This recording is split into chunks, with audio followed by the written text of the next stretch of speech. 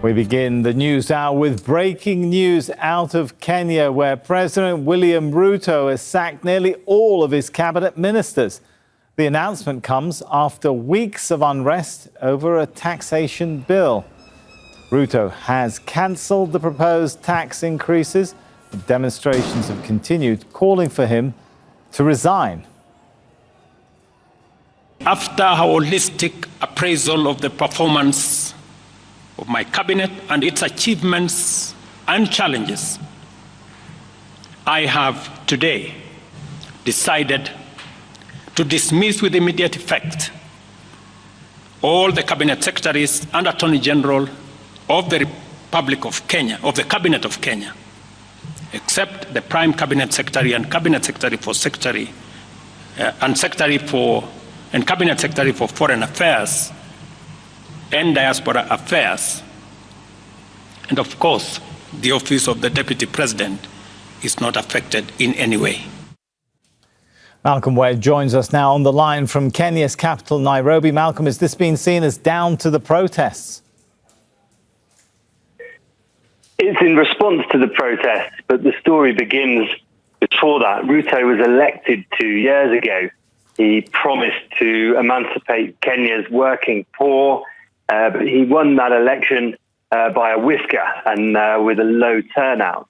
Since then, economic times have got harder, and what we've seen is growing criticism, particularly on social media, of the government, of Ruto's ministers and other appointees for flagrant displays of wealth, for many of them having implications in past corruption scandals. Charges were dropped when Ruto came to power and appointed them.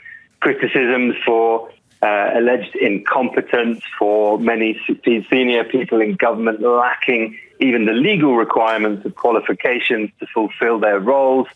And it was in this context of growing discontent and a widespread perception of incompetence and corruption at the top that when the government asked people to pay more taxes in the form of trying to put the finance bill through Parliament, second year in a row of tax increases, that's what took people to the streets. And now it wasn't just the protests, which of course we saw in about 50 different towns and cities across Kenya, and they were joined by people from different socio-economic groups.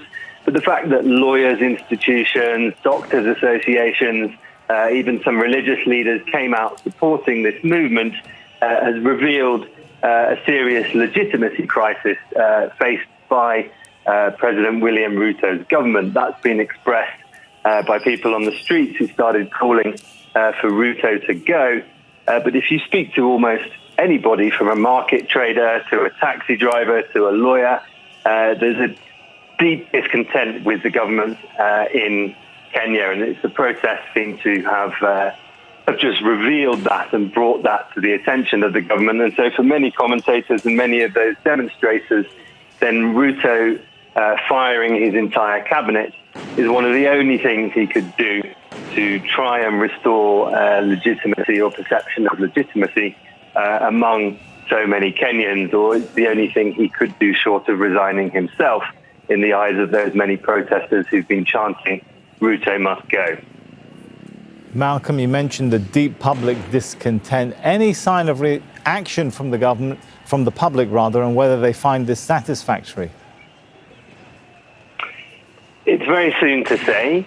There are some questions around that. I mean, for those who've been calling for Ruto to go, for the many people who expressed that they've completely lost trust in him, it won't be enough. For others, it will depend significantly on who's appointed to the next cabinet.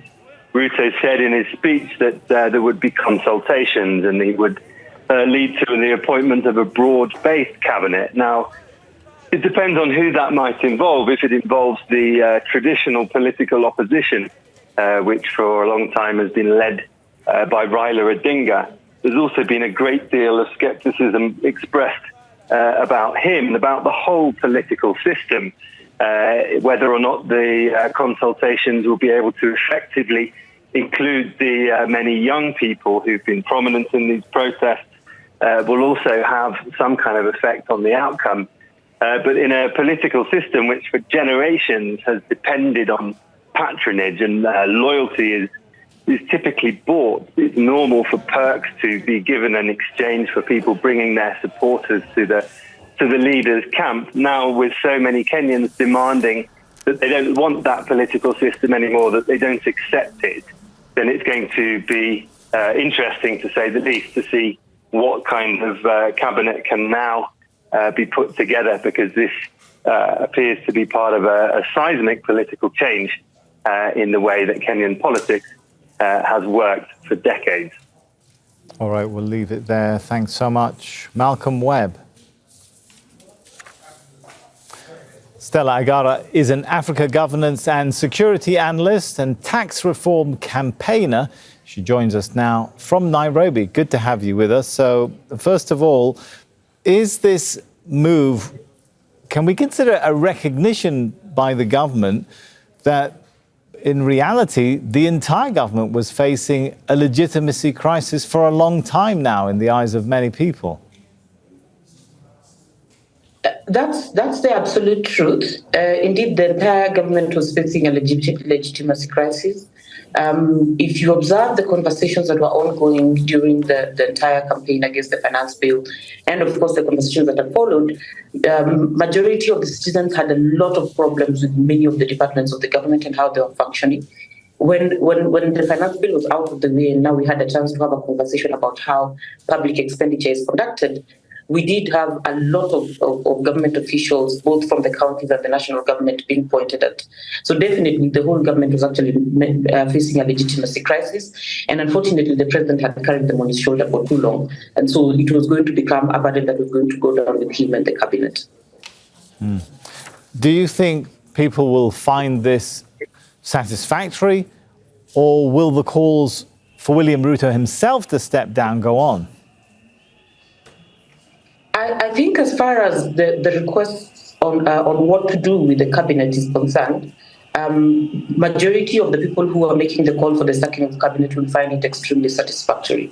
There's only a few questions that have come up. One of them is the fact that there are a number of people who are still questioning the legitimacy of the office of the chief prime minister.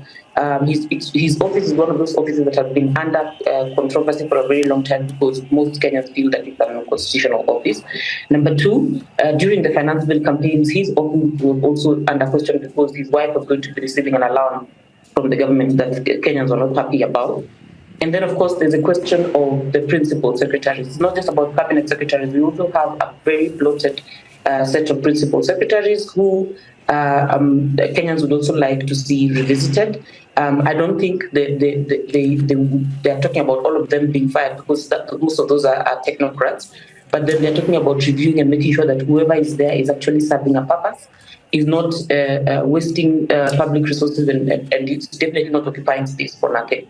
In the spirit of cutting down the cabinet positions, I think Kenyans are expecting that the president is also going to cut down on the principal secretary. But I imagine he has staggered this process just to ensure that there is continuity in those offices, even as the moves are being made. But definitely the act of sending home every single cabinet secretary is extremely satisfactory, and you will see that Kenyans have received it quite warmly.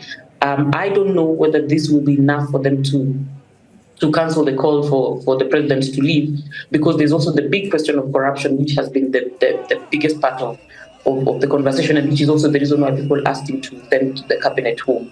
So Kenyans are definitely waiting with bated breath to see what the president will do about corruption. Have we seen the protests take a lull in the last few days? What's your reading of the situation?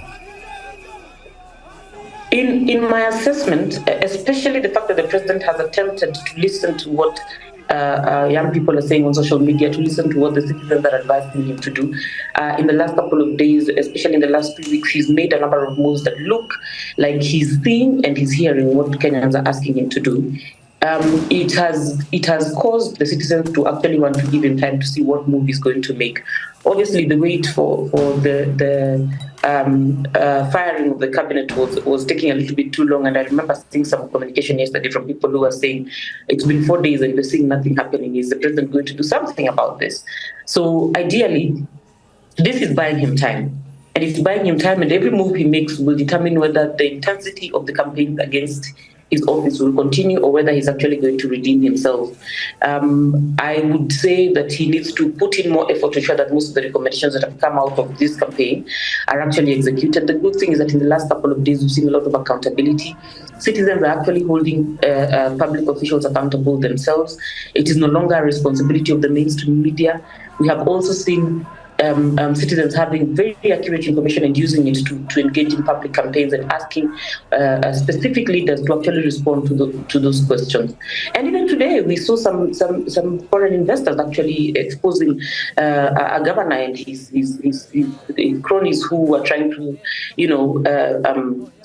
collect or interfere with the public project. So I think generally a lot has changed, and a lot will really permanently change in the Kenyan society as far as accountability is concerned, as far as public expenditure is concerned, and as far as whose interests are prioritized every time that you're talking about the economy, every time that you're talking about the governance of this country. And it is so beautiful to watch, even as it unfolds. All right, it's good to have you with us. Thank you so much for your thoughts and analysis on that. Thank you for having me. Make sure to subscribe to our channel to get the latest news from Al Jazeera.